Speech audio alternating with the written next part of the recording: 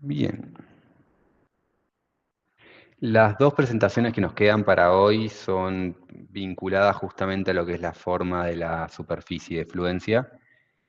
Esta es J3 y la otra es ángulo de fricción dependiente de la presión o resistencia dependiente de la presión, que son dos cosas distintas que hablan de la superficie de fluencia.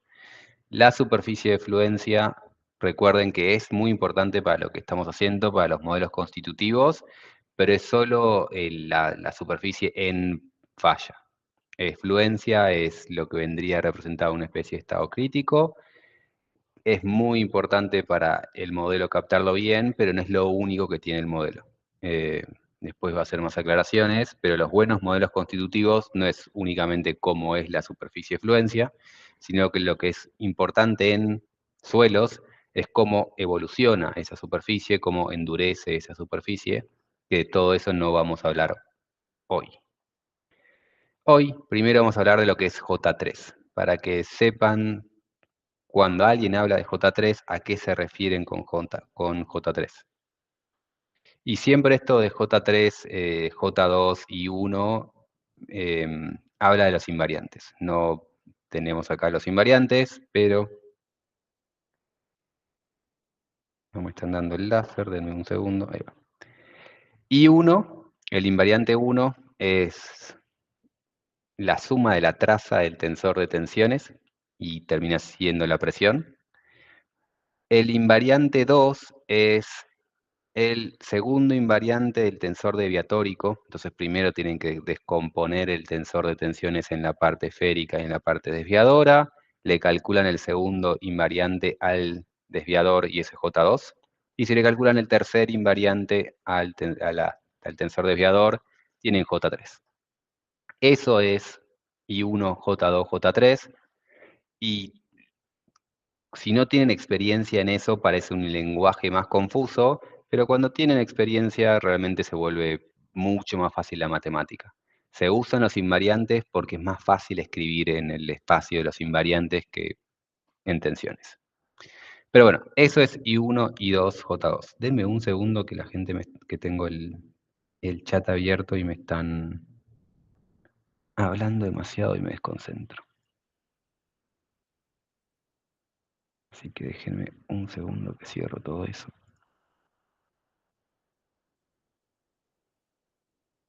Ahí está. Bien.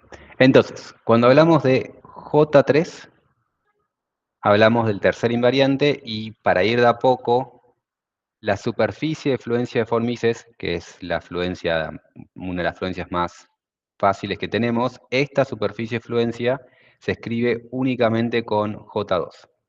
J2 nos da una medida de la parte deviatórica de las tensiones.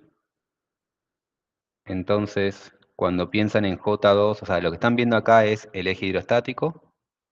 Esto es eje hidrostático. Y cuando nos movemos en el eje hidrostático nos aumenta la presión. Y aumenta la presión es I1. O sea, cuando nos movemos para ahí, ahí está la presión. Y la presión está vinculada con el primer invariante. En cambio, el segundo invariante, J2, está vinculado con eso, que es la parte desviadora de el tensor de tensiones. Entonces, los criterios J2 son los criterios donde la resistencia depende de la resistencia a corte. Von-Mises es el caso más típico y más sencillo, y de hecho la superficie de Von-Mises también se llama superficie J2, porque se puede escribir únicamente con J2. Esta es la más sencilla. Cuando queremos acercarnos un poquito a suelos, pasamos a Drucker-Prager, y lo que hace Drucker-Prager es que esa resistencia al corte depende de la presión. Mientras más confino mi suelo, aumenta la resistencia al corte. Entonces, es un criterio J2, pero que se le agrega el I1, y ese I1 nuevamente está vinculado con la presión. Drucker-Prager es ahora un modelo que el material falla por corte, pero la resistencia al corte depende de la presión. Y eso es Drucker-Prager. Cuando hablamos de J3, es cuando ahora esa resistencia no depende únicamente de la presión, sino que también depende de lo que es el ángulo de LODE.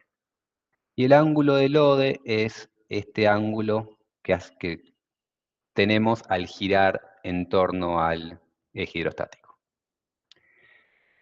Piensen que lo que están viendo acá es un espacio tridimensional y para poder movernos en el espacio nos tenemos que mover en 3 coordenadas. Y lo que se eligió para moverse en las 3 coordenadas es, nos movemos en cantidad de P, y eso es cuánta presión tiene, cuánto confinamiento. Nos movemos en dirección S, y la parte desviadora está vinculada con el tau. Y adicionalmente, la tercera coordenada es girar alrededor del eje hidrostático, y eso es el ángulo de LODE. Entonces, LODE es una coordenada que me dice cómo estoy girando alrededor del eje hidrostático, y si mi superficie depende del ángulo de LODE, depende de J3. El J3 lo que me habilita es eso, que la superficie de fluencia ya no sea un círculo en el eje, en el plano desviador. La superficie de fluencia ya no es un círculo, sino es cualquier cosa que no sea un círculo. Siempre que una superficie de fluencia en el plano desviador no es una circunferencia, entonces es un criterio J3.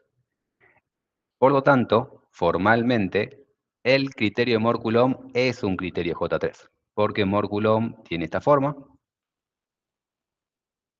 y si tiene esa forma, eso no es un círculo, entonces es un criterio J3, pero eso del punto de vista teórico. Del punto de vista de la jerga, cuando hablamos de criterio J3 es que no sea un círculo, pero que sea algo continuo. Las funciones de fluencia J3 es algo de este estilo, donde no es una circunferencia, tiene cierta fórmula, depende del ángulo del LODE, y es una función continua. O sea, tenemos una función continua que depende de la presión, porque a mayor presión, mayor resistencia. La resistencia se va a dar en el plano de corte, y va a tener una dependencia del ángulo de LODE. Entonces, siempre que tengamos J3, tenemos eso, y generalmente todos los criterios J3 tienen estas 3 cosas. Y la razón que necesitamos criterio J3 es porque el suelo tiene este tipo de resistencia. El suelo no sigue exactamente Mohr-Coulomb, pero sigue una forma similar a Mohr-Coulomb, y si queremos si llegamos a usar algo tipo Drucker-Prager, nos vamos a alejar bastante de la resistencia del suelo. Bien, entonces, para hablar de por qué es tan importante el J3, justamente, si vamos históricamente siempre vinculamos la resistencia del suelo a lo que es un ángulo de fricción. Los suelos no es que tienen un ángulo de fricción. Lo que tiene un ángulo de fricción son los modelos. El modelo decidió tener eso como parámetro de entrada. Y en general, siempre que hablamos de el ángulo de fricción, nuestra mente lleva a lo que es Mohr-Coulomb. Y solemos vincular a el ángulo de fricción del suelo a el ángulo de fricción que se mide en un ensayo traxial a compresión. Y eso es lo que pensamos generalmente como el ángulo de fricción del suelo, porque estamos pensando en el criterio de fluencia de Mohr-Coulomb. El tema es que si nosotros agarramos la superficie de Mohr-Coulomb, la calibramos correctamente para la dirección triaxial de compresión, lo que estamos calibrando correctamente es esa esquina de Mohr-Coulomb. O sea, nosotros tenemos ese cono de papa, y el ángulo de fricción del material está vinculado al ángulo que tiene ese cono de papa a la esquina de compresión. Mohr-Coulomb nos da esa forma, y si nosotros quisiésemos después verificar esto con un material real, veríamos que tal vez este número, esa esquina, capta correctamente el comportamiento del suelo, pero a tracción el material tiende a resistir un poco más que lo que da esa superficie de Moore Coulomb. O sea, si calibramos Moore Coulomb con trayectoria triaxial de compresión, vemos que en realidad Moore Coulomb está prediciendo de menos, está subestimando la resistencia a tracción. Entonces, lo que estamos viendo acá es que justamente si hacemos un ensayo de extensión traxial, vemos que el ensayo de extensión traxial en realidad resiste más o menos un 12% más. Y así como estamos subestimando la resistencia en extensión, así como Moore Coulomb en realidad está subestimando la resistencia en extensión, también la subestima en compresión plana. Cuando hacemos un ensayo en trayectoria de compresión plana, Moore Coulomb estima por debajo. Y también estima por debajo en el caso de corte directo. Y ahí está la fórmula de cuánto adicional es lo que resiste el suelo. Entonces, se suele decir estas cosas de que el ángulo de fricción en extensión traxial es 12% superior al ángulo de fricción en compresión traxial. Eso se dice en la jerga, pero a mí me molesta un poco la frase. No es que el ángulo de fricción es distinto, sino que Moore Coulomb no le pega bien a todas las direcciones. Si calibramos correctamente en compresión, no, se queda corto en el resto de las trayectorias. Entonces, si queremos pegarle bien a extensión, tendríamos que ponerle un 12% adicional para que le pegue bien en esa resistencia. Este problema de Moore Coulomb se podría solucionar si nuestra superficie de fluencia fuese mejorada. Entonces lo que tenemos ahí es justamente la forma de Moore Coulomb. Y si Moore Coulomb lo calibramos para que le pegue bien la resistencia en compresión, como dije antes, se queda un poquito corto en extensión traxial y también se queda corto en trayectorias de corte, o sea, de DSS o trayectorias de compresión plana, que es esta distancia acá. O sea, la superficie afuera vendría a representar la superficie real del suelo y esto es lo que está estimando Moore Coulomb. Cuando queremos calibrar Moore Coulomb, generalmente hacemos un triaxial y le pegamos bien a esta esquina o le pegamos bien a esta esquina. Pero si nosotros calibramos correctamente Moore Coulomb con esos valores, lo que nos encontramos es que lo queremos comparar con un DSS y la resistencia de del DSS está acá y lo que va a predecir el modelo es esto. Y hay bastante distancia entre estas dos cosas. O sea, estamos subestimando bastante la resistencia real del suelo. Si nosotros quisiésemos entonces mejorar nuestra superficie de fluencia, lo que necesitaríamos es, por un lado, una superficie curva, como esa nueva superficie amarilla, y para poder calibrar esa superficie curva, lo que necesitaríamos hacer es una serie importante de ensayos para poder ir variando cada punto. O sea, si nosotros solo hacemos triaxiales, solo tengo este punto y este punto. Si solo hago DSS, tendré un punto por acá. Pero si queremos calibrar toda la superficie de fluencia, estamos obligados a hacer infinitos, en principio, ensayos. Y estos infinitos ensayos tienen que ser distintos a estos dos. Y para eso es que se crearon los true triaxials, los verdaderos triaxiales, que son ensayos donde al material se le puede poner un sigma 1 distinto del sigma 2 y distinto del sigma 3, y ahí sí podemos conseguir cualquier par de sigma 1, sigma 2, sigma 3 que queremos, e ir encontrando cada uno de los puntos de esta superficie de fluencia.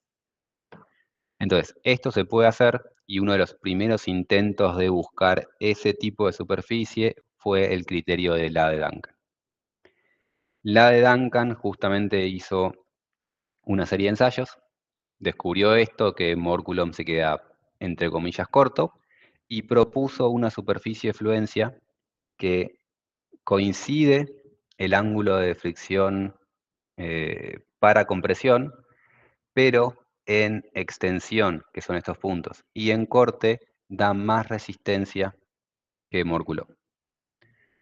Y lo que hizo la de Duncan entonces es buscar una función continua que tenga esta forma, y buscó justamente lo que propuso acá, propuso la superficie de fluencia en función de I1 y I3, y ahora la superficie de fluencia ya no está vinculada al ángulo de fricción, sino que está vinculado al parámetro L. O sea, L es un parámetro que viene a representar lo mismo que el ángulo de fricción, pero no es el ángulo de fricción. Es el parámetro de resistencia del suelo, este L, y así de corto se escribe si queremos usar invariantes, y por eso es común usar invariantes. Si queremos pasar al plano QP, la cuenta es un poco más complicada, y en vez de hablarles del invariante 3, les terminan hablando del ángulo de Lode, y entonces lo que se dice es que la de Duncan tiene una resistencia en función del ángulo de Lode. Si lo piensan, esa cuenta de ahí se puede escribir de forma simplificada como U más M por P, donde M era el ángulo, era el M justamente de Cam-Clay. Cam-Clay les daba una resistencia en función de Q y P. Ese M es la resistencia nuevamente vinculada a la fricción que tiene el material de Cam-Clay. La de Duncan lo que tiene es un M función del ángulo de Lode, que es lo mismo que decir, tiene una resistencia función de J3. Es un criterio J3. Y eso es lo que propuso la de Duncan, intentando acercarse mejor al comportamiento del suelo. Así como la de propuso esto, un año después, Matsuoka Nakai propusieron algo, vamos a decir, similar, para tener una superficie curva que le pega a las esquinas de Mohr-Coulomb, pero con otra forma. O sea, fíjense que esto no tiene la misma, no es la misma ecuación que vimos antes, pero tiene una pinta similar. Aparece I1, aparece el J3, ya no aparece el L, sino que aparece un mu, pero nuevamente este mu vendría a representar la resistencia de mi suelo, lo mismo que el ángulo de fricción representa para Mohr-Coulomb, ese mu representa resistencia para Matsuoka, y en Matsuoka volvemos a tener un m función del ángulo de Lode, es un m distinta, la forma va a ser distinta. Y de hecho, lo que propuso Matsuoka se volvió bastante popular, porque lo que quiso Matsuoka es un criterio J3, que si eso es Mohr-Coulomb, lo que hace la superficie de fluencia de Matsuoka Nakai es, me salió cualquier cosa el dibujo, es pegarle bien a todas las esquinas de Mohr-Coulomb. Esto debería ser simétrico por todos lados. Disculpen mi falta de habilidad para dibujar con un mouse. Pero lo que hizo Matsuoka Nakai es una forma no circular, muy importante, no circular. Matsuoka Nakai hizo una forma no circular que le pegaba correctamente, le pegaba a las 4 esquinas de Mohr-Coulomb. Entonces, en realidad, Matsuoka sigue subestimando la resistencia a extensión que tiene el suelo, porque le pega a Mohr-Coulomb, y como dijimos antes, en realidad Mohr-Coulomb subestima la resistencia. El tema es que Matsuoka le gusta más a la gente porque es muy raro ver que la gente use un ángulo de fricción, una resistencia a extensión mayor que lo que les da Mohr-Coulomb. No está tan bien visto, por alguna razón que desconozco. Entonces, a la gente le gusta que en Matsuoka a compresión y a extensión dé igual que Mohr-Coulomb, por más que sepamos que debería dar más resistencia en extensión. Esto lo propuso Matsuoka, tiene esa forma, y un año después, Willem Barke, digamos, propusieron esta superficie de fluencia, que acá ya no se basa en ningún principio físico. La superficie de fluencia de Willem Barke fue una superficie de fluencia creada en realidad para hormigón, para concreto, y lo que propusieron es una fórmula matemática que es un choclo, fíjense que es números extraños, pero lo que habilitan los parámetros de Willem-Barke es que según cómo calibran los parámetros estos, el seda, el ρ y el otro seda, pueden lograr cualquier forma que ustedes quieran de superficie de fluencia. Justamente como está acá. se pueden fijar que si cambian el ρ, con un ρ igual 1, captan la forma de Drucker-Prager, y después cuando van bajando ese ρ, van captando una forma cada vez más similar a lo que vemos en suelos. Entonces voy a ponerle play al video acá abajo, y van a ver que esta superficie de fluencia va a cambiar, y lo que están haciendo acá es cambiar ese parámetro de ρ para lograr la forma de la superficie de fluencia que quieran ustedes. Willem-Barke hizo esto para concreto nuevamente, pero el criterio de Willem-Barke está bastante bueno porque eligiendo correctamente ese parámetro de ρ, podemos hacer que Willem-Barke dé prácticamente lo mismo que Matsuoka Nakai, o que dé prácticamente lo mismo que la de Duncan. Podemos calibrar esos parámetros para que dé lo que querramos nosotros. Entonces, si alguien implementa la fórmula de Willem-Barke, medio que termina implementando también Matsuoka Nakai o la de Duncan en el proceso. No es exactamente lo mismo, pero prácticamente lo es. Y de hecho acá, Osvaldo Ledesma justamente hizo la comparación de, agarró Willem-Barke, intentó parecerse lo más posible a Matsuoka Nakai, y a parecerse lo más posible a la de Duncan, y se fijó cuál era el error entre estas dos superficies, entre esa línea azul y esa línea roja, que prácticamente no se ve diferencia. Y acá está el error en función del ángulo del ODE. En el peor de los casos, el error es del 2%. O sea, si se fijan, acá el macheo es perfecto, y acá hay un error del 2% entre esta y esta. En realidad ni siquiera, entre esta y esta. 2% para Matsuoka Nakai, 1,5 para la de Duncan. Entonces lo que tiene la superficie de fluencia de Willem-Barke es que la podemos calibrar para que dé prácticamente el criterio J3 que querramos utilizar. Bien, esto es lo que son los criterios de J3, y entonces la ventaja de J3 es que predice un poco más de resistencia que lo que es Moore-Coulomb o Heck-Brown. Un poco más de resistencia que, como dije antes, en el caso de Matsuoka no la tenemos en trayectoria de extensión, pero siempre la tenemos en trayectoria de compresión plana. Y muchos de nuestros modelos siguen una trayectoria que va similar a esto. Entonces tenemos más resistencia y tenemos, parece muy pequeña y muy sutil esta diferencia, pero no es tan sutil. Vamos a ver después unos resultados. Este extra puede cambiar bastante el resultado en algunos casos.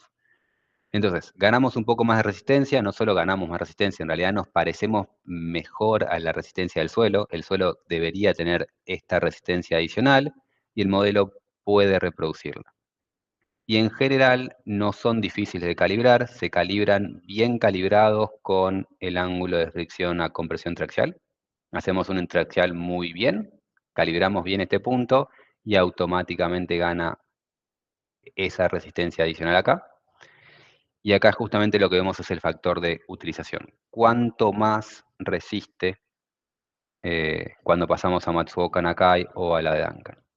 Entonces, si nosotros tenemos un modelo de Moore-Coulomb que está 100% utilizado, o sea que no tiene ningún resto, no tiene ninguna resistencia adicional en Moore-Coulomb, en Matsuoka está solo al 82% y en la de Duncan está solo al 71% para este ángulo de fricción. Es decir, el criterio de la de Duncan para un ángulo de 35% nos está dando más o menos casi un 30% de resistencia adicional.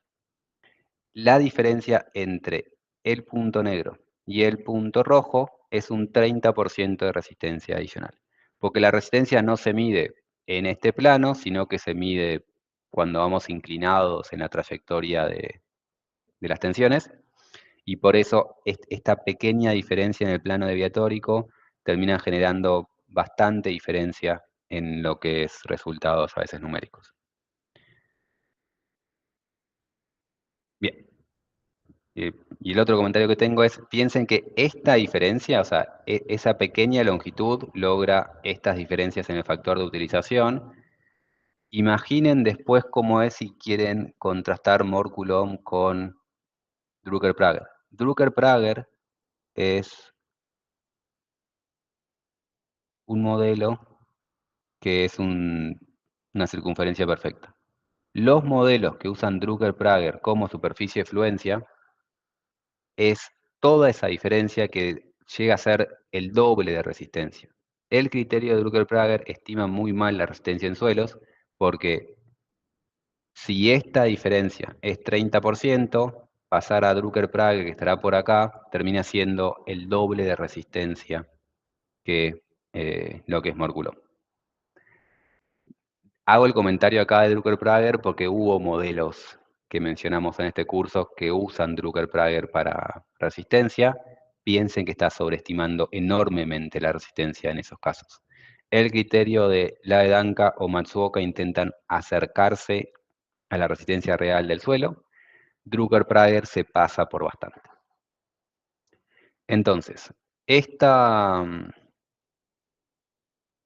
diferencia que se da en suelos y se usa en suelos, también se da el mismo o un comportamiento similar en rocas. Las rocas también tienen una dependencia del ángulo de Lode, y entonces lo que tienen acá es un trabajo hecho por Ben y Shab, donde justamente compara las calibraciones frente a rocas, o sea, acá está la calibración, intentando calibrar lo mejor posible este tipo de roca, cómo lo podrían calibrar con Heck-Brown, cómo lo podrían calcular si usan la de Duncan y cómo lo podrían calibrar si usan Matsuoka Nakai. Esto es un Heck-Brown con la superficie de fluencia de Matsuoka Nakai. Y básicamente ahí tienen los datos experimentales. Nos vamos a concentrar en, digamos, los cuadraditos negros. Y vemos que si usamos Heck-Brown estima esto como una recta. No capta justamente esta curvatura. Entonces, con Heck-Brown, esta es la mejor estimación. Con la de Duncan, esta es la mejor estimación. Y con Matsuoka Nakai es esta. Lo que es importante hablar acá es la diferencia entre lo que es Matsuoka y la de Duncan. Como vimos antes, en Heck-Brown, la resistencia en extensión, en Matsuoka Nakai, la resistencia en extensión de Matsuoka Nakai es la misma que Morculom, mientras que la de Duncan da una mayor resistencia. Lo que genera eso es que la de Duncan a veces, en esta zona de acá, sobreestime bastante esa resistencia. O sea, intentan ahí, en el caso de esta curva de arriba, captar correctamente los triangulitos y entra en una zona que tal vez es dudosa. O sea, no saben realmente la extensión en esta zona y la de Duncan podría estar sobreestimando la resistencia real del suelo en esa zona en algunos casos. Mientras que Matsuoka Nakai, como termina teniendo acá la misma resistencia que Morculom, nunca la sobreestima, como en todo caso está subestimando resistencia en esta zona, y eso nos da un poco más de tranquilidad con este modelo que con este. O sea, sabemos que Heck-Brown y Morculom subestiman bastante. Matsuoka capta mejor la forma, capta mejor la trayectoria en compresión plana, y no tiene el problema que sí puede llegar a tener la de Duncan, de que tal vez están sobreestimando la resistencia en extensión. Entonces, lo voy a pasar rápido, pero lo que tiene acá es un set de ensayos de justamente cómo se comparan esas calibraciones para distintos tipos de rocas. Siempre es la misma idea. Esto es una recta, esto es una curva y esto es una curva. Y el problema recurrente es que a veces la de Duncan pasa dudosamente por valores muy altos, mientras que Matsuoka Nakai siempre es conservador cuando llega a la zona de extensión. Pero bueno, distintos parámetros, siempre la de Duncan por encima de Matsuoka Nakai en la zona de extensión. Y esto es lo que es criterios J3. Disculpa, Los que dije recién Felipe. son de los más conocidos, pero existen varios otros. Escucho una pregunta. Sí, disculpa, Felipe. ¿Estos criterios sirven para determinar deformaciones o al igual que Hooke y Brown, digamos, no son, digamos, buenos? Excelente pregunta. Son temas independientes. El criterio J3 lo que te mejora es la superficie de fluencia. Después hay que ver cómo usás esa superficie de fluencia con algún modelo.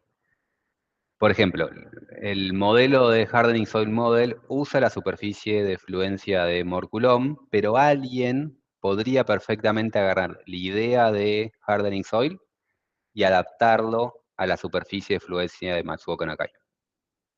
Matsuoka Nakai lo único que te da es la superficie de fluencia. No te dicen cómo evoluciona hasta llegar a esa superficie de fluencia. Y si vos usás un modelo de plasticidad perfecta con Matsuoka Nakai, que es básicamente lo que tienen acá, un Hecky Brown, pero cambiado para usar Matsuoka Nakai, sigue siendo plasticidad perfecta. Captan mejor la resistencia, pero siguen calculando mal las deformaciones.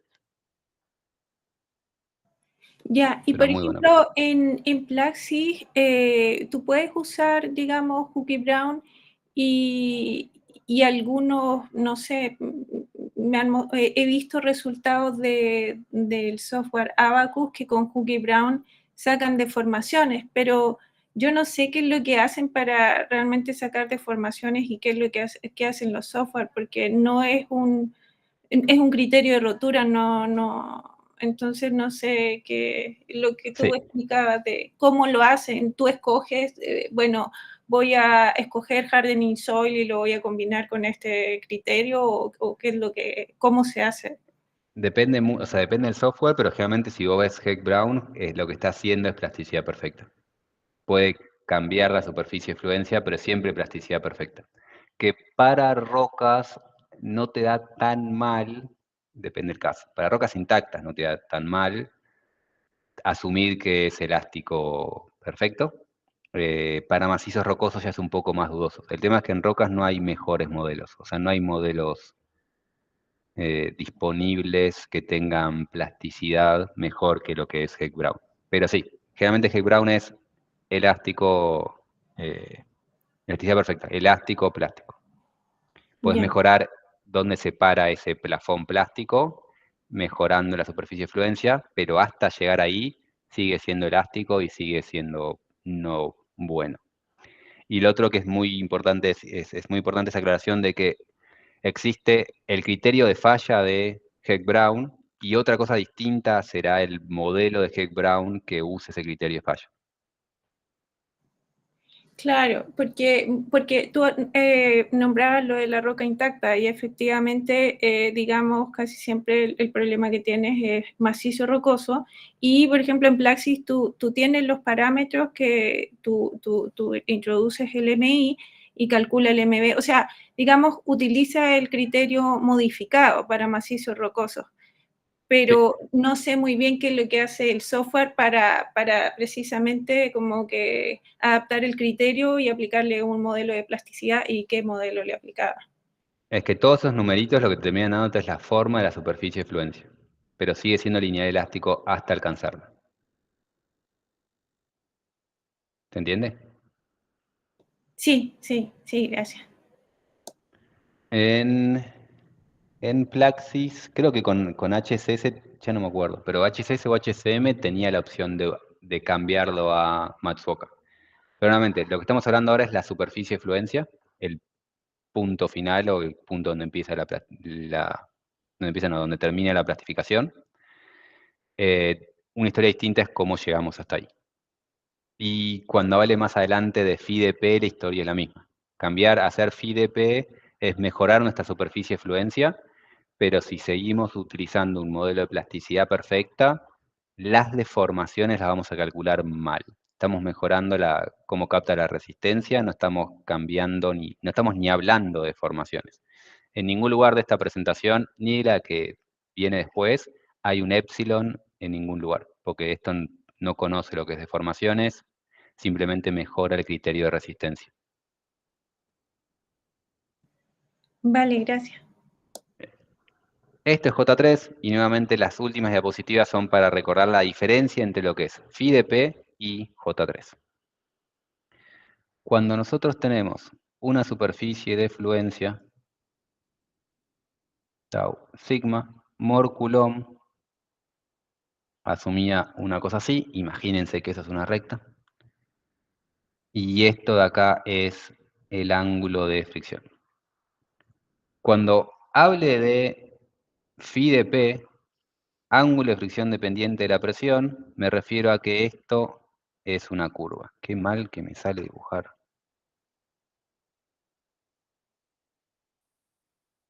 Eso es una curva. Esa línea es phi de P. La generatriz, sí, la generatriz de mi superficie de fluencia es phi de P, o sea, lo que cambia cuando hacemos la generatriz. En cambio, cuando yo hable de J3, lo que me refiero es, nuevamente dibujo en rojo Mol Coulomb. Esas rectas es Mol Coulomb. Cuando tengo J3, y voy a subrayar verde J3, J3 hace que esta directriz sea curva. Entonces, phi de P y J3 agrega curvaturas a la superficie de fluencia, pero en planos distintos. Cuando haga phi de P, voy a captar esta curvatura. Cuando haga J3, voy a captar esta curvatura. Entonces, si yo agarro Mol Coulomb, el modelo de plasticidad perfecta de Mol Coulomb, y le agrego phi de P, lo que voy a hacer es que ahora en esta directriz, cuando vea esto es sigma 1, sigma 3 es similar a ver tau sigma, esto va a ser curvo. Mol Coulomb en este plano era recto, cuando le agrego phi de P, acá esto es curvo. Pero cuando veo en el plano deviatórico, la superficie de fluencia sigue siendo, o sea, lo que ven acá abajo es, imagínense que después sigue el resto. Ahí abajo están viendo la superficie de fluencia. Mol Coulomb con phi de P en el plano deviatórico es una recta. Es pobre la representación de Mol Coulomb en el plano deviatórico, pero con phi de P puedo captar la dependencia de la presión. Si yo tengo solo phi de P. Ahora, si yo tengo un criterio que solo tiene J3 y no tiene dependencia de la presión, acá va a ser pobre porque acá va a ser una recta. Si yo no tengo dependencia de la presión, no tengo que justamente cuando voy aumentando la presión y moviéndome a lo largo del eje hidrostático, esto es una recta. Pero si tengo J correcto, la forma en la dirección de la directriz. Entonces, el criterio J3 me, entre comillas, arregla la superficie de fluencia en el plano deviatórico, mientras que el ángulo de fricción dependiente de la presión me arregla la superficie de fluencia a medida que avanzo en el eje hidrostático. Entonces, para tener un buen modelo, una buena superficie de fluencia, yo necesitaría en realidad un criterio J3 con ángulo de fricción dependiente de la presión, que no es lo más común. No, fíjense que en todo lo que venimos hablando, no es común ver modelos que tengan J3 y ángulo de fricción dependiente de la presión, pero necesitaríamos en teoría esto para captar correctamente la superficie de fluencia de nuestro material.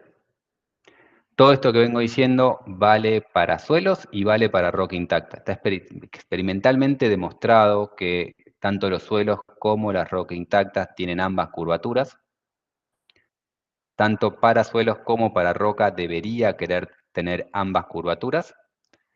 Y numéricamente también se ve que esas curvaturas existen. Lo que no se sabe, para mí tiene todo el sentido del mundo, pero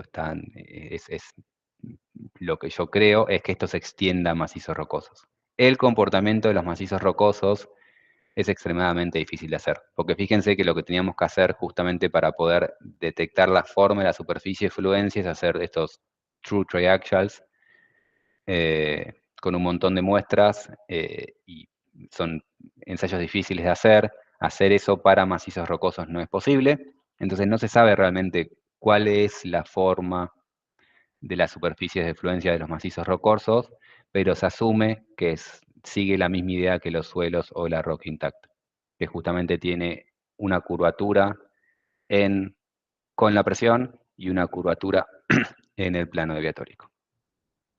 ¿Consultas? Creo que escuché un... Sí, justo con lo que mencionabas ahora de juntar las dos cosas, un sigma, un phi, perdón, dependiente de la presión y el J3. ¿Algún criterio de falla tiene eso? Y si existe, ¿algún modelo constitutivo lo tiene implementado? Académicamente existen varios. En programas comerciales no vi ninguno. Ok. O sea que esto todavía no se ha llevado No, en la o sea, práctica real de ningún problema de ingeniería que no, sea. porque el problema es que cuando querés hacer eso no es difícil, hacer un J3 con FIDP. Lo que es difícil es hacer eso y después agregarle todo el tema de plasticidad con endurecimiento o juntarlo con teoría de estado crítico. Hacer un modelo que tenga todo y todo es complejo. Entonces no, yo no vi en la práctica lo que tenga todo esto. Okay. Pero académicamente existen varias propuestas. El tema es que desde la academia hasta la industria siempre tarda bastante en llegar el modelo. Pensá que en Plaxis lo que es Norsand no existe hace tantos años. Este año sumaron CASM como algo novedad y el modelo CASM existe hace décadas. O sea, tarda bastante en avanzar un modelo para llegar a la industria. Vale, gracias. Bien, esto es criterio J3 y entonces ahora avanzamos a un ejemplo de cómo podríamos agregar FIDP con un ejemplo que ya vimos en algún momento de alguna de las clases, pero lo recordamos justamente porque estamos hablando de esto en estas clases. Nosotros podemos hacer FIDP con cualquier modelo constitutivo, o sea, nosotros podríamos agarrar Matsuoka Nakai y ponerle ángulo de fricción dependiente de la presión, pero la presentación esta es un trabajo que se hizo justamente en el grupo nuestro, o sea que lo había hecho Alejo con Osvaldo Ledesma, después participaron Alejandro Kerguelén, Mauro Sotile, Nicolás Lavanda, nombres que me olvido, y en algún momento lo agarré yo para agregarle otras cosas. Lo que tenemos dentro de ese grupo es un modelo constitutivo hecho por nosotros, que es Mor-Coulomb, es plasticidad perfecta y tiene todos los problemas que dije recién de plasticidad perfecta.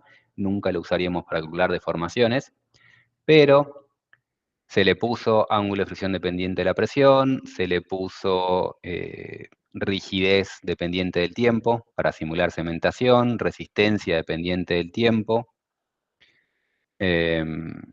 Cuando yo lo trabajé, justamente en una de las presentaciones de este curso, les había hablado de colapso por enrocado. Agarramos ese mismo modelo constitutivo y le agregamos colapso con saturación. La ventaja de tener un código propio es que se le puede agregar todas estas cosas. Lo que sí, lo que no tiene ese modelo es endurecimiento. No tiene ángulo de fricción movilizado. Entonces, para muchísimos de los casos que existen no se puede utilizar, pero para ciertos casos particulares, tener un modelo que se puede cambiar a medida es bastante útil. Entonces, la idea de este ángulo de fricción dependiente del... Perdón, sí, la idea de este Mor-Coulomb con ángulo de fricción dependiente del tiempo era poder representar las curvas de resistencia intrínsecas mejor que lo que nos ofrecían los programas. En el caso de justamente presas, el ángulo de fricción en la cara es mucho más alto que el ángulo de fricción adentro porque cambia mucho la presión. Y lo que se hacía en esos momentos donde se quería ganar ese beneficio es empezar a dividir eso en distintos materiales. Porque sabemos que justamente es el ángulo de fricción, perdón, que la curva de resistencia intrínseca es una curva, y la mayoría de los modelos que tenemos, Mor-Coulomb, HSS, HSS se basa en Mor-Coulomb, en vez de hacer una curva es una recta. Y es una recta por una serie de razones. Se usa una recta por razones históricas. Coulomb en algún momento propuso una teoría de falla, no propuso una superficie de fluencia, propuso una teoría de falla simple con los recursos de 1770 y quedó históricamente por siempre. Después, esta misma superficie, cuando se empezaron a hacer ensayos en la primera mitad del siglo XX, se empezó a calibrar incorrectamente esos ensayos con una recta. Incorrectamente es todo lo que hablamos de cómo no juntar puntitos con rectas. Eso es lo que se hacía a principios del siglo XX, entonces siguió la historia esta de intentar representar la resistencia con una recta. Y la otra gran ventaja que tenía usar una recta y no una curva es que al ser una recta las soluciones analíticas eran mucho más fáciles de encontrar. Cuando queríamos buscar soluciones a empujes, a fundaciones, a taludes, la resistencia de ese talud tiene solución analítica siempre y cuando sea una recta. Si lo hacemos una curva se vuelve iterativo y hace 50 años no era viable tener problemas que requerían iterar. Entonces era muy tentador calibrarlo con una cohesión y un ángulo de fricción únicos tangentes a mis circunferencia de Mórculo. Entonces, hay razones por las cuales se hizo, pero esas razones ya no sobreviven hoy en día. Ahora la computadora hace las cuentas, si son muchas cuentas, la computadora es muy buena haciendo esas cuentas. No necesitamos cuentas analíticas, no necesitamos soluciones analíticas porque todo se resuelve numéricamente. Y no estamos en el siglo XX, el conocimiento de los materiales avanzaron bastante, entonces podemos realmente tener hoy en día modelos constitutivos que no sean rectas y que tengan una curva dependiente de la presión. El porqué de todo esto ya lo hablamos bastante. Esa es la curva de resistencia real que debería tener nuestro suelo. Y lo que hacemos es calibrar con esa recta roja. Esa recta roja nos da un ángulo de fricción incorrecto, y como estamos calibrando mal ese ángulo de fricción, o sea, el ángulo de fricción que estamos calibrando con la curva roja es ese, mientras que lo que deberíamos haber utilizado es algo parecido a esto. Si está mal el ángulo de fricción, está mal la superficie de falla. Y el otro problema que tiene es que si estamos, por ejemplo, en un talud donde tengo esta superficie de falla, tal vez este punto está bien calibrado y ese punto corresponde a este punto que está bien calibrado, pero este punto que está con un sigma 3 más bajo está muy mal calibrado porque sería algo similar a esto y estamos tomando una resistencia que no existe en nuestro suelo. Cualquier superficie de fluencia, cualquier superficie de falla va a tener el problema que dije recién. Ese problema se vuelve peor mientras menos profundo sea la superficie de falla. Entonces, usar una recta nos trae varios problemas. Lo que deberíamos querer es justamente usar una curva para que capte mejor el comportamiento, y en el caso que no podamos usar una curva, no usemos cohesión, porque la mayoría, hay suelos con cohesión, pero la gran mayoría de los materiales no tienen cohesión, entonces es asumir que no hay cohesión, tirar una curva como la azul es superadora a la roja, pero podemos hacer algo mejor, que es conseguir un ángulo de fricción dependiente de la presión, que nuevamente no es una idea nueva. Lebs lo propuso en 1970, en el caso de enrocados, porque justamente esto es más común en enrocados, en macizos rocosos, porque en esas estructuras la diferencia de presión es gigante. Entonces la gente que se dedica a esto lo sabe de hace años. El ángulo de fricción depende del confinamiento, y Lebs lo que hizo es que el ángulo de fricción dependa de la tensión normal a la falla, con esa fórmula ahí. Lo propuso con función normal, pero como lo calibró con ensayos traxiales, es fácil vincular sigma n con P'. Entonces, lo propone con la tensión en una dirección, pero se podía vincular con la presión. Lebs propone esto para enrocados. Unos años más tarde, Bolton hace una relación similar con arenas. Vuelvo un segundo para atrás. Fíjense que siempre la idea va a ser similar, es un valor fijo, más, o sea, un valor que se calibra, un valor fijo, y después se le va a sumar un término que depende de el confinamiento de cierta forma, siempre un logaritmo metido ahí, y un cierto parámetro que nos dice cómo cambia ese ángulo de fricción según ese confinamiento. Bolton propuso algo similar, solo que está todo más mezclado, es un valor constante, pero después el ángulo de fricción disminuye a medida que aumenta la presión, y entonces lo vinculó con la presión según cierto logaritmo y según ciertos parámetros que me dicen cómo varía el ángulo de fricción con el confinamiento. Bolton lo propuso para arenas, entonces lo hizo depender de la densidad relativa. Y esta dependencia entonces vale para cualquier material, arenas, enrocados, lo que sea. En particular, la parte importante de arenas es lo que ya sabemos de teoría de estado crítico. Si tenemos una arena suelta, la arena suelta se comporta así y llega a cierto valor de ángulo de fricción a volumen constante, o el ángulo de fricción de estado crítico. Si la arena es densa, tiene un pico y después cae, y debería caer este valor. Pero si queremos nosotros estudiar el ángulo de fricción pico, lo que necesitamos es una función que nos diga justamente cómo va aumentando ese ángulo de fricción pico a medida que se vuelve más densa la arena. Cuando la arena está suelta, tenemos el ángulo de fricción a volumen constante. A medida que densificamos nuestra arena, ese ángulo de fricción pico aumenta por dilatancia. Entonces Bolton justamente hizo una fórmula para poder captar este aumento de la resistencia por dilatancia. Lo que ven acá es una foto que puso Alejo, porque es una foto de las manos de Alejo, que justamente cuando estaba trabajando en el relleno para el dique de Carena, lo que agarró es arena de ese lugar, lo puso adentro de un tupper, mezcló mucho ese tupper, y después de mezclar mucho ese tupper, lo giró, o sea, mezcló el tupper, lo giró un poquito, dejó que se asiente, y cuando se asienta la arena se asienta justamente con su ángulo de fricción.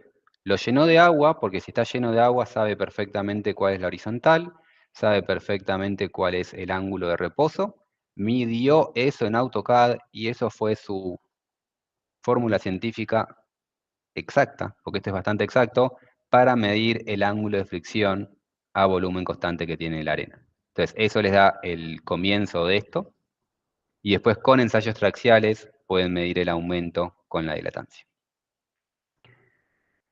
Bien, entonces tenemos la fórmula para arenas, y después unos años más tarde Barton hizo otra fórmula para enrocados, similar a la de Lebs, que nuevamente es un ángulo más un término que se va reduciendo con la presión, en este caso en función de R.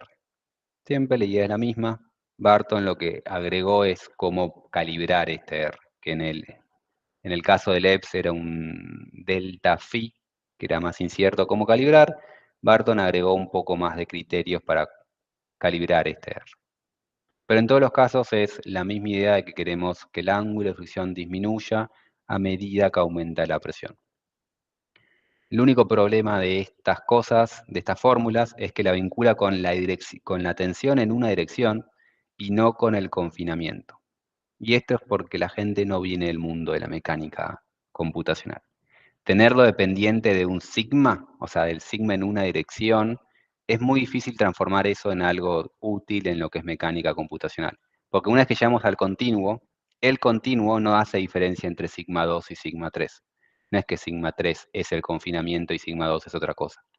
Entonces, por eso después, hago comentario ahora, pero vamos a ver después, en mecánica del continuo es mejor hacerlo función de P, que es el verdadero confinamiento, la verdadera presión que tiene mi material. Pero bueno, con esta idea, entonces, Alejo y Ledesma y compañía en su momento, quisieron un criterio Moore-Coulomb, pero con una curva dependiente de la presión. Entonces lo que propusieron como solución es, vamos ahora a tener la superficie de fluencia de Mohr Coulomb la misma, pero vamos a cambiar el ángulo respetando el vértice.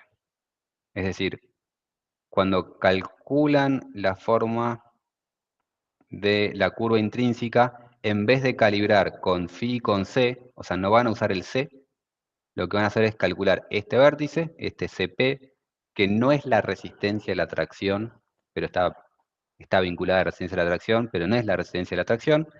Lo que propusieron hacer es justamente mantienen este vértice fijo, y después, desde siempre este punto, van tirando rectas. Entonces, cuando están a baja presión, este es el ángulo de fricción, y cuando están a alta presión, esto es el ángulo de fricción. Entonces, buscar una forma de tener un ángulo de fricción dependiente de esa presión que va disminuyendo, siempre manteniendo ese vértice. Mantener el vértice simplifica mucho la implementación de este tipo de modelos. Entonces, la idea fue, tengo la fórmula original de Mohr Coulomb, solo que Mohr Coulomb te lo escribe en función de phi y en función de c.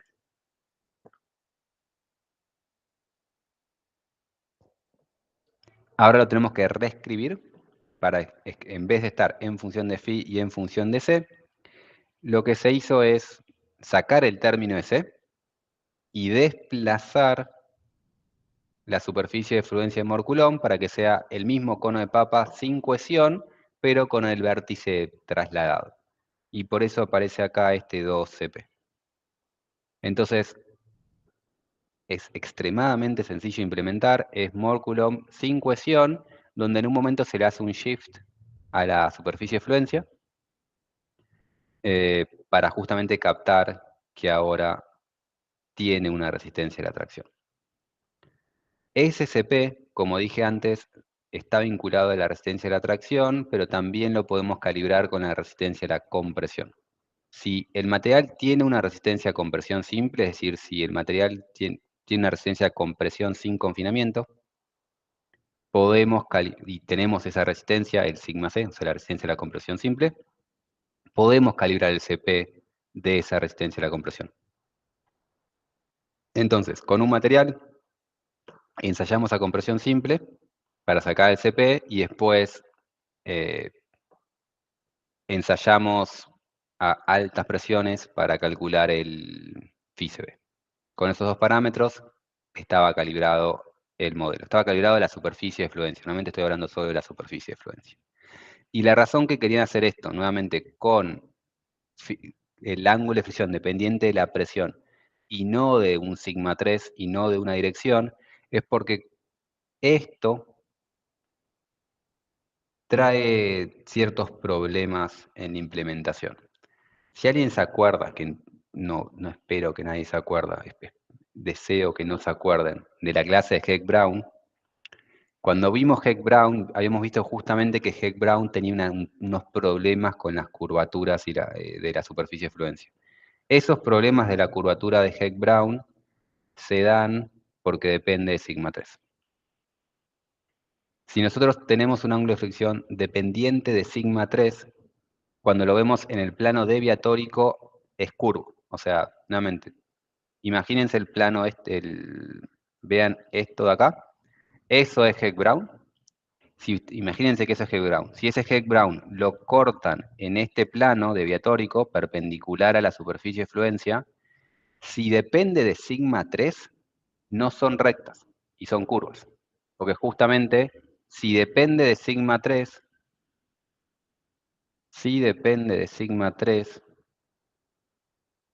en este plano, donde tiene sigma 3 constante, en ese plano son rectas. Entonces, en el plano deviatórico son curvas, y eso hace que la iteración sea un problema. Si en cambio, justamente estaba dibujado acá, si depende de sigma 3, es la línea roja, que esa línea roja es una curva, es sutil esa curvatura, pero es una curva, mientras que si lo hacemos dependiente de la presión, es una recta.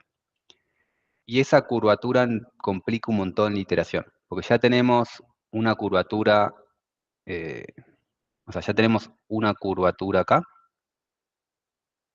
La otra curvatura complica más las iteraciones. Al ser de curvatura simple, esa superficie simplifica mucho la iteración. La iteración me refiero a que piensen que esto es plasticidad. Recuerden el algoritmo de retorno que vieron ayer con Alejo. Se tienen que pasar, tienen que volver. Cómo vuelven depende de la normal de la superficie. Mientras más simple sea calcular esas pendientes, esas normales, más simple es la implementación que estamos haciendo. Entonces, Alejo con Osvaldo y compañía propusieron esta forma de tener un ángulo de fricción dependiente de la presión, y de hecho demostraron que un mórculum con un ángulo de fricción dependiente de la presión puede representar casi perfectamente a la superficie de Heck-Brown. Entonces, lo que hicieron básicamente es, salteo todo esto rápidamente, lo que hicieron es básicamente explicar cómo se podría calibrar este mórculum para representar el modelo Heck-Brown, pero ahora con una implementación más sencilla, que itera menos, que converge más rápido.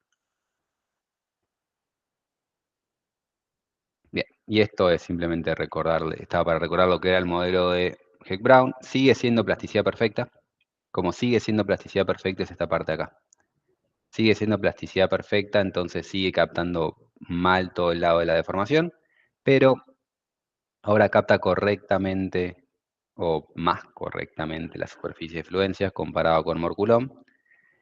Y cuando le implementaron la parte de la función potencial para decir cómo se desarrollan las deformaciones plásticas, vinculado a la dilatancia, lo que hicieron es nuevamente usar la fórmula de Morculón para representar el aumento de volumen que tenía el material. Todo eso fue mejor explicado en otra presentación, y es simplemente para recordarles la importancia de PDP en nuestros materiales, así como vimos en la presentación anterior, la importancia de lo que es J3. Y esto es solo hablando de la superficie de fluencia. Tema aparte, cómo evolucionan las trayectorias hasta llegar ahí. Esto solo nos da mejor estimación de resistencias. ¿Dudas?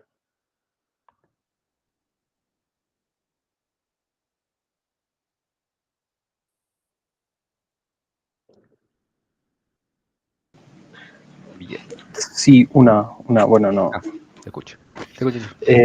Durante la clase de Geotecnia Numérica 1, nos comentaste de un problema que tiene precisamente el modelo Hook-Brown que está implementado en Plaxis, que es a la hora de hacer análisis de factor de seguridad, ¿no? De qué variable es la que está reduciendo, ¿no es cierto? Y si no estoy mal, creo que también nos presentaron una opción que habían desarrollado ustedes de tener esa misma curvatura del Hook-Brown, de la superficie de falla, pero asociado a unos parámetros de safety, de fricción, no estoy seguro de la cohesión, no me acuerdo ahora mismo, que ya eran más fáciles digamos que de hacer este proceso de reducción de parámetros. ¿Eso venía ligado a esto que nos estás presentando en este momento? Sí, exactamente. A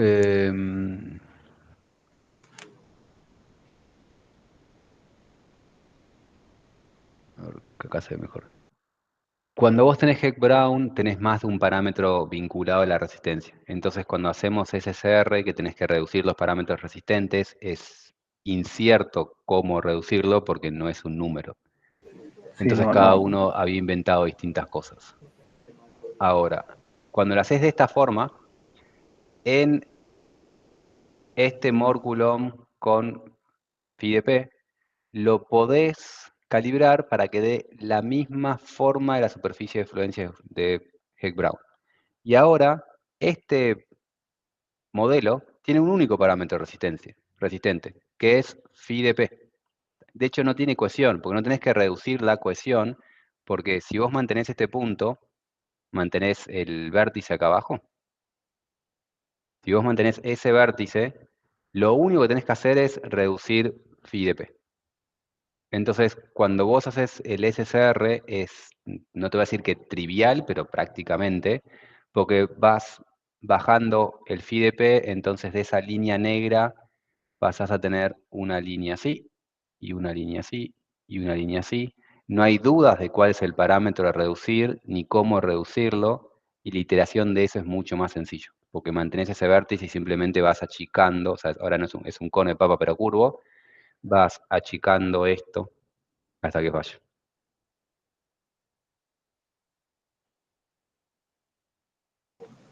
Ok, pero hay algo que no me queda claro, como phi no es un valor fijo, sino es una función, ¿no es cierto?, que depende de Sí. t. Lo que realmente reduzco son los parámetros asociados a esa función, la parte, digamos, constante de la función, ¿no es cierto?, la que me va a cerrar el cono, ¿sí?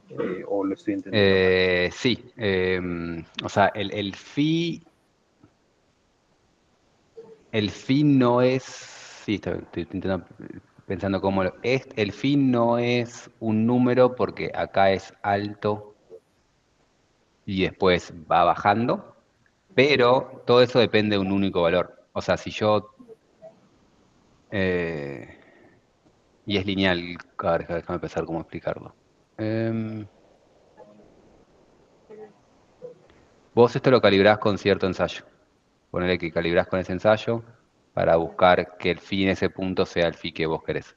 Entonces vos calibraste esa superficie de fluencia y cuando calibrás esa superficie de fluencia la calibrás con dos parámetros. Uno es la resistencia a compresión y el otro es algún triaxial que tengas. Tenés dos parámetros para calibrarlo, pero una vez que fijaste este CP, el CP nunca más cambia y lo único que vas a bajar es el otro parámetro. Entonces básicamente vos acá tenés una cierta apertura inicial y acá tenés un ángulo de fricción que va a ser más bajo.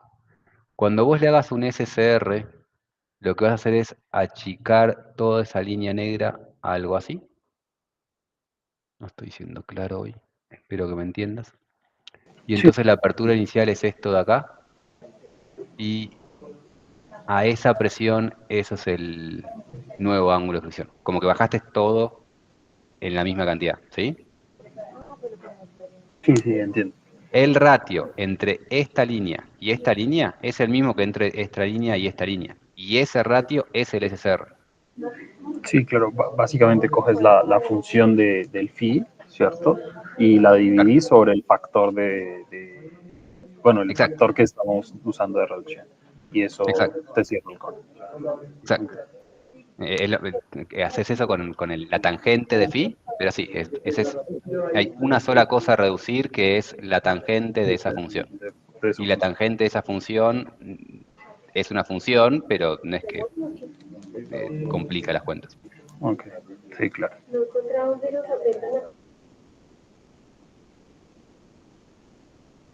Y, otra duda, esa implementación que ustedes hicieron, ¿la tienen publicada en alguna parte? Sí, creería que la subimos, pero tiene que haber más de una. O sea, las dos primeras publicaciones fueron de Ledesma. Déjame ver si está subida a la página.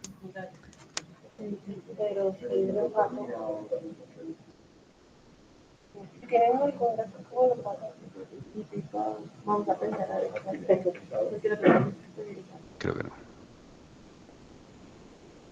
Debería haber una publicación original, una publicación de justamente cómo machea contra el Cake Brown, y después hay otra publicación de Sotile, donde se le agregan más opciones. Porque es lo que dije antes, a esto que tenía FIDP, lo que hicieron después es agregarle cementación y otros factores.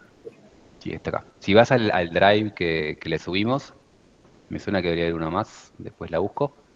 Pero en el drive que subimos, tenés la publicación de Osvaldo. que es justamente comparando contra Heck-Brown. Entonces, tabla de Heck-Brown, y acá te empieza a discutir todo este problema de cómo reducirlo, cómo hacerlo con ahora Morculón, cómo se deriva, cómo se... dilatancia, stress, flow. Está bastante completa esta. Es más que nada para machearle a Heck-Brown, pero está explicado todo el resto. Y esto es solo con resistencias. Después el otro paper que hace encontrar es una familia de modelos constitutivos, que lo que hace es esta misma idea, este mismo modelo, lo que se le agregaron es varias cosas. Es tener rigidez dependiente de la presión, aparte de ángulo de fricción dependiente de la presión, aparte de dependencia con el tiempo con la cementación, y alguna cosa más que me estoy olvidando. Entonces podías combinar todas esas cosas a gusto del consumidor, y lo que se hizo fue justamente ese ángulo de fricción dependiente de la presión. Vos podés hacer que mache Heck-Brown, o podés seguir la fórmula de Lebs o la fórmula de Bolton. Entonces vos elegís cuál fórmula te gusta más. Lo mismo con la rigidez, puede ser la fórmula de Jambu o la fórmula que te guste.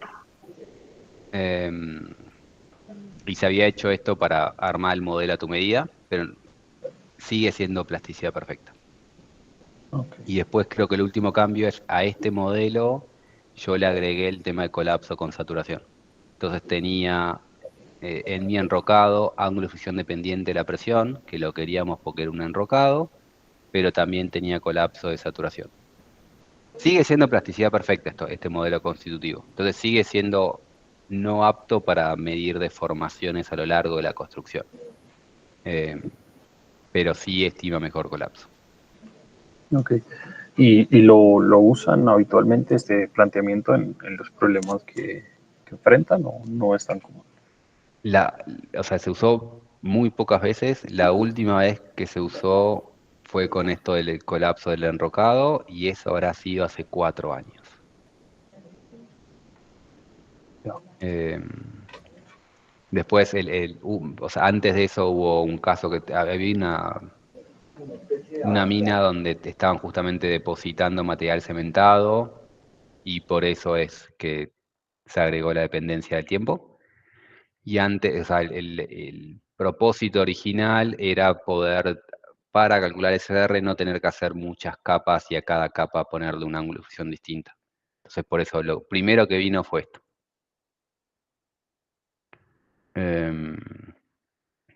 Pero la última vez que se usó fue hace más o menos 4 años. Ok, muy, muy interesante todo. Y justo hace 3 semanas me propusieron, ese modelo hace 4 años de colapso enrocado, nunca lo publicamos. Hace 3 semanas alguien me dijo de publicar.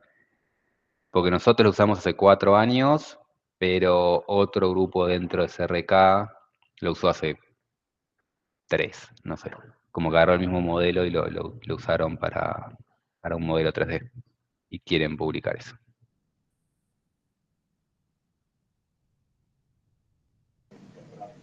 Dale, muchas gracias. ¿Alguna otra consulta, inquietud?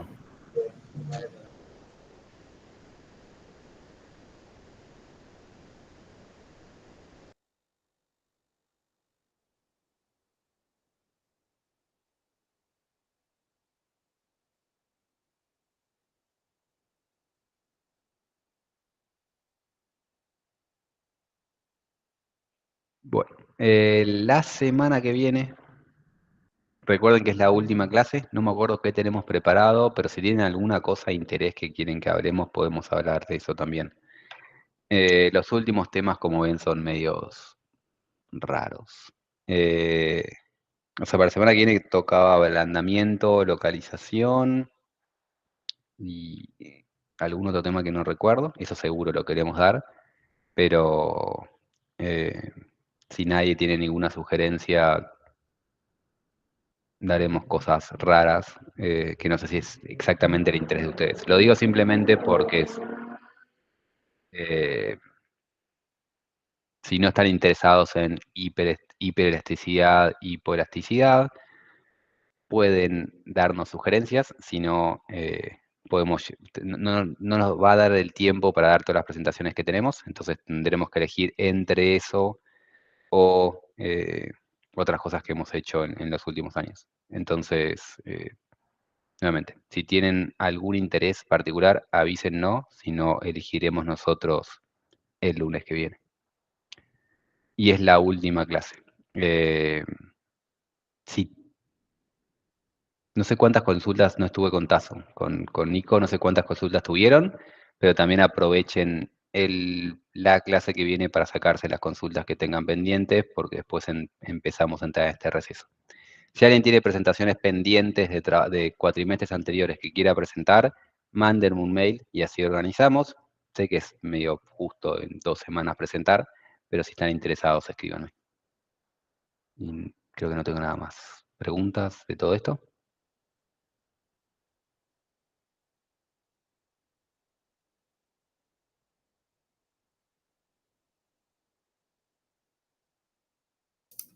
Una consulta, Felipe, esto último Dale. que explicaste.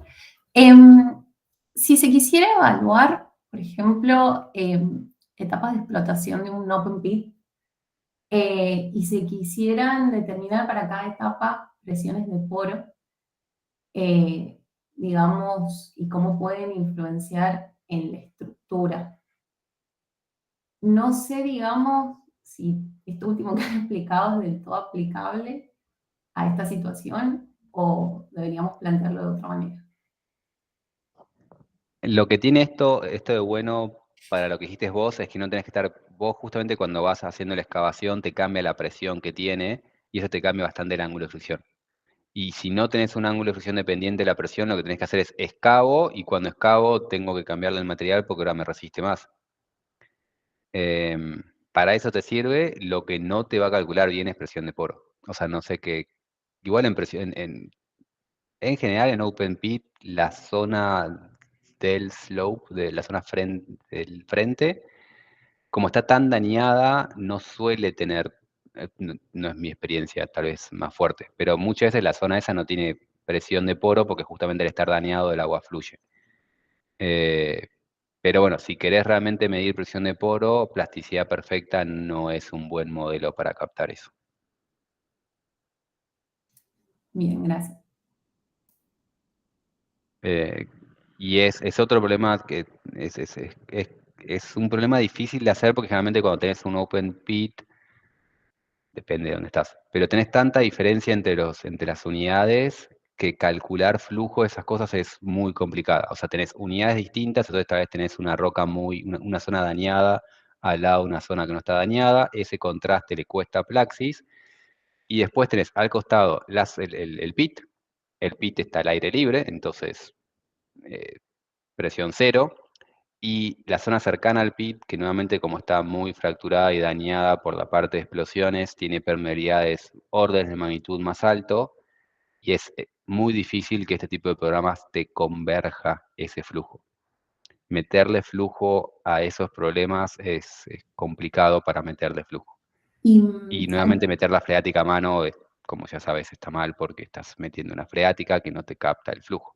Y si Pero eso, tengo calculado el flujo con otro programa, como por ejemplo el FeeFlow, y sí, yo ya sé la posición, por ejemplo, no sé, simulé pruebas de bombeo con otro programa, después calculé con el FeeFlow bien el flujo, y después tengo la posición del flujo. Si la coloco en Plaxis, y bueno, si tuviera una buena parametrización, digamos, en un estado ideal de las unidades geotécnicas, pero no me, claro, esa era mi duda, si iba a poder modelar bien o no las presiones de poro ahí. no. O sea, poner la freática a mano te lo toma cualquiera, pero vos le querés pedir a Praxis que converja eso y le va a costar un Perú.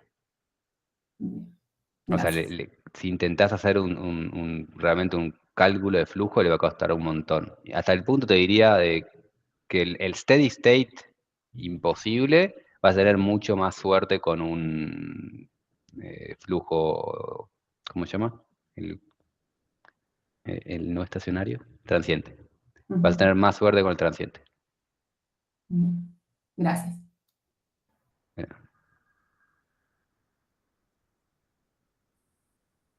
¿Te escucho, Sara? Felipe, disculpa, pero por ejemplo, para encontrar o para determinar las deformaciones en botaderos, ¿qué modelo sería el más adecuado? Y también para las pilas, teniendo en cuenta que en las pilas además se producen procesos químicos que van degradando el material en el tiempo. Botaderos, te diría HSS. Una cosa es, o sea, si no es un macizo, Heck Brown sí es un macizo rocoso. Ahora, botadero, por más que HSS no fue inventado para eso, calibremos un HSS lo mejor posible. Y después lo que es heap leaches y daño químico, no conozco ningún modelo que te capte daño químico. Nunca me tocó, entonces no sabría responderte qué es lo que haría. Pero sí, primero tenés que intentar, tampoco sabría ni cómo calibrar, porque tendrías que saber cómo es ese daño, esa progresión de ese daño, tanto en rigidez como en resistencia, que no es lo mismo, para después intentar modelarlo. Ahí estoy totalmente sin respuesta. Daño químico es ajeno a todo lo que estamos haciendo. Ajeno no es la palabra, pero escapa, escapa el scope de lo que damos en este curso y de lo que tiene mi conocimiento. Y disculpa, y para botaderos de estériles, dijiste que un HSS Sí. ¿te escuché algo de Cookie Brown o no? Heck Brown es para macizos rocosos. Sí, para macizo rocoso, por eso Sí. te preguntaba. Ya, no. En botaderos, o sea, el problema del botadero es que depende del tamaño de lo que estás tirando, es muy difícil tener ensayos confiables de esos materiales. Sí. Depende del tamaño y depende de qué tan consistentes son. Hay muchos botaderos que un camión es totalmente distinto al segundo, entonces son a veces muy difíciles de calibrar esos materiales. Sí, ya, gracias. No.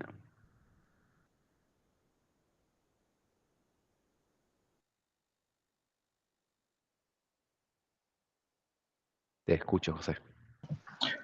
Hola Felipe, buenas tardes. Bueno, una consulta, no sé si valga la pena ver, aunque sea de manera muy breve, el modelo PM4 Silt, diferencias y similitudes con el PM4 Sand, o en qué caso se usa, por ejemplo, no sé, como tema adicional. Dale, algo intento preparar para la semana que viene.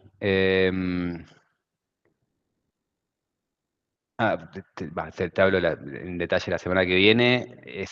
Intentaron hacer la misma idea, pero la mayor diferencia en mis ojos de forma práctica es que la curva, ¿viste? La resistencia versus ciclos, en PM Forzan te va hasta 0, en PM Forcil te llega a un valor mínimo. Entonces cambia bastante esa curvatura y termina teniendo cierta resistencia a infinitos ciclos que en PM Forzan no. Y eso es medio que más característico de las arenas. Las arenas licúan más y por eso quiero creer que hicieron ese tipo de comportamiento. Eso en cuanto a cuando licúa. Después el modelo es totalmente distinto, entonces cómo se calibra es distinto y no me gusta mucho cómo funciona el tema de calibración de PM4 Silt porque la resistencia no drenada se calibra con la critical state line. O sea, la critical state line no es la critical state line de tu material, sino que la tenés que calibrar para pegarle una resistencia no drenada. Entonces funciona distinto a lo que es PM forzando. Pero bueno, para la semana que viene intentamos hacer algún comentario de eso. Ok, gracias.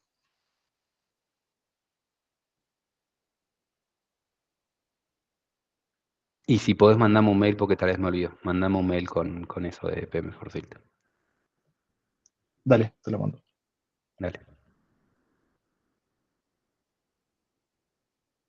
Y ya que estamos, cualquier cosa importante siempre mail y no chat porque a veces abro, inclusive el chat de grupo lo abrí si me queda sin leer y no soy tan consistente como el mail que si lo abro lo dejo siempre no leído. Cualquier cosa importante siempre mail. ¿Alguna otra consulta?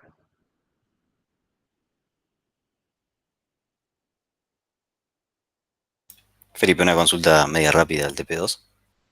Dale. Cuando ingresamos el sismo como desplazamiento, hay un drift correction que activamos. En la secuencia de sismo que tenía, el sismo empieza en 0 y, por ejemplo, tiene un valor de aceleración de 1,6. Y no me deja correrlo porque dice que drift correction debería comenzar con 0 y 0. ¿Hay algún problema si edito un poco la secuencia o el registro sísmico? Es eso, tenés que editar el registro y que el primero sea 00. Ok, perfecto. Solo eso, gracias. Esos registros fueron recortados por Tazo y se ve que cuando recortó se olvidó de agregarle el 00 al principio. La otra que te puede preguntar es que cuando agregas ese 00, la cantidad de pasos creo que tiene que ser pares, entonces tal vez tenés que agregar un 00 al final también. Sí, me pasó. Eh. Bien, gracias. Pensá que son 10.000 datos. Agregar un 00 al principio nunca te va a cambiar nada. Agregar 5 00 al principio tampoco te va a cambiar nada. Claro, está bien. ¿Alguna otra consulta?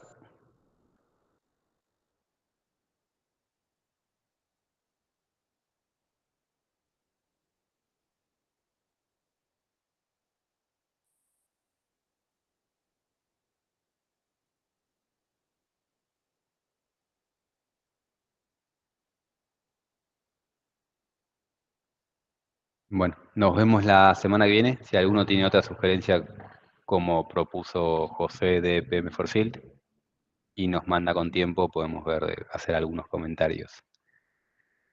Y listo. Buenas noches. Hasta el martes que viene. Chao, gracias. Buenas noches. Gracias. Chao. Chao. Hasta luego. Feliz noche.